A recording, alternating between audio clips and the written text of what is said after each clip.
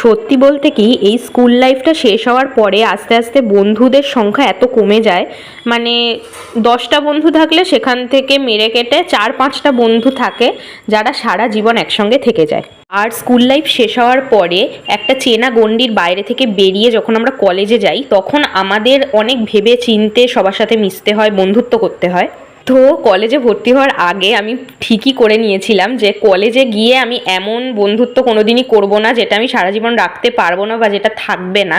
সেই জন্য কলেজে 3টে বছর হয়ে যাওয়ার পরেও কিন্তু তোমরা দেখতে পাবে না যে আমার অনেক কলেজের বন্ধু আছে, বরঞ্চ তোমরা দেখতে পাবে যে আমার স্কুলের বন্ধু 4-5 জন আছে, কিন্তু কলেজের বন্ধু একেবারে সেই রকমভাবে নেই বললেই চলে। শুধু কাজের জন্যই কিন্তু তাদের সঙ্গে আমার কথাবার্তা হয়।